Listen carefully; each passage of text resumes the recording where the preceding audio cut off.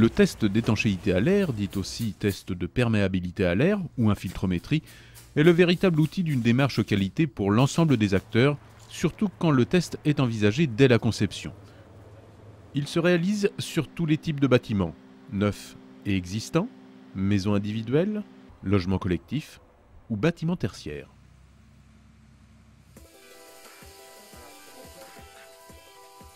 On les fait à plusieurs étapes, en diagnostic avant rénovation ou en cours de chantier au clos couvert pour envisager d'éventuelles corrections.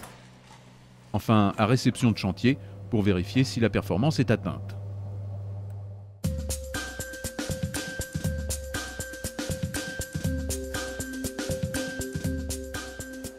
Il convient de distinguer les tests d'autocontrôle utilisant un matériel simplifié, accessible à chaque entreprise, facile à mettre en œuvre de façon répétitive sur le chantier. Leur but n'est pas la mesure, mais l'identification des défauts pour des corrections immédiates. Ces tests en autocontrôle viennent en complément des mesures réalisées par des entreprises spécialisées, et notamment par un opérateur agréé et indépendant pour les mesures de validation finale, label BBCF Énergie ou RT 2012. Le test d'étanchéité à l'air a ça de positif, c'est qu'il est très concret, dans la mesure où on a des mesures précises et aussi grâce au test fumigène, on peut visualiser vraiment les fuites. 2 tests ont été faits sur ce bâtiment.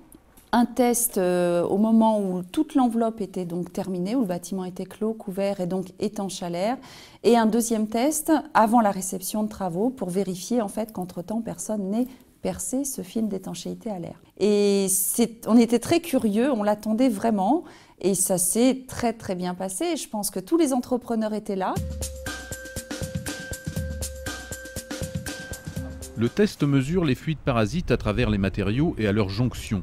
Il convient donc d'exclure les apports d'air liés au réseau de ventilation en calfeutrant les prises et rejets d'air de ce système. C'est l'unique conditionnement du bâtiment lors d'une mesure finale. En phase hors d'eau, hors d'air, d'autres ouvertures en attente comme des conduits non encore raccordés ou certaines réservations peuvent être momentanément obturées pour une mesure intermédiaire. D'une manière générale, les ouvertures extérieures sont fermées, mais les portes intérieures ouvertes pour que la pression soit uniforme dans tout le volume.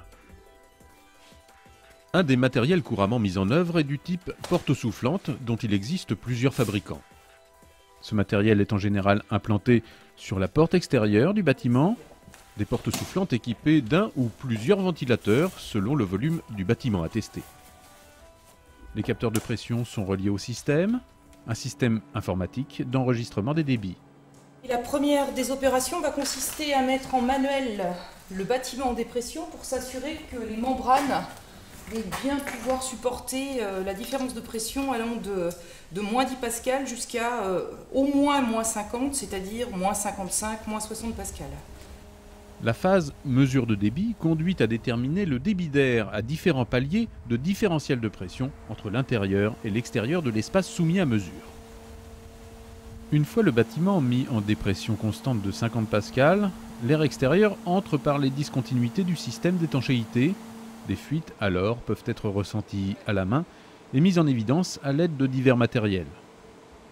L'anémomètre qui mesure la vitesse de l'air entrant en mètres par seconde, la caméra infrarouge qui visualise l'air froid sur les parois si les conditions thermiques le permettent, et les fumigènes plus souvent utilisés en surpression du bâtiment. Un test peut prendre quelques heures pour une maison individuelle, mais 1 voire 2 journées pour les plus gros volumes. Durant le test, les artisans peuvent continuer leur travail moyennant un peu d'organisation.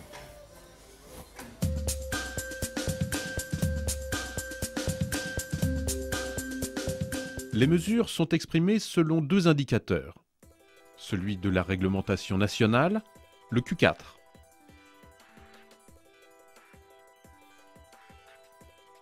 Et celui de la norme européenne, le N50. À titre de comparaison, l'opérateur donne une surface en centimètres carrés pour mieux faire comprendre l'importance des fuites, la surface équivalente de fuite. Pour une maison individuelle de 110 m² par exemple, la surface serait d'environ une demi-feuille de format A4 pour la RT 2005, d'environ un tiers de feuille A4 pour le niveau BBC F-Energy RT 2012 et de la taille d'une carte bancaire pour le niveau passif.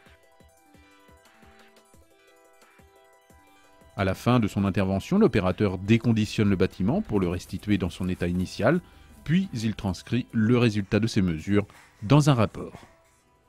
L'objectif du test d'étanchéité à l'air, c'est d'aider les entreprises à rechercher les points sur lesquels elles doivent travailler et les points qui font défaut. Parce que forcément, une fuite d'air, à l'œil, c'est invisible, donc l'entreprise ne peut pas savoir forcément qu'il y a un défaut à cet endroit-là. Donc l'objectif du test, c'est de lui dire il y a un problème ici, il y a un problème là, on cible les problèmes, on trouve les solutions et l'entreprise n'a plus qu'à mettre en œuvre les solutions.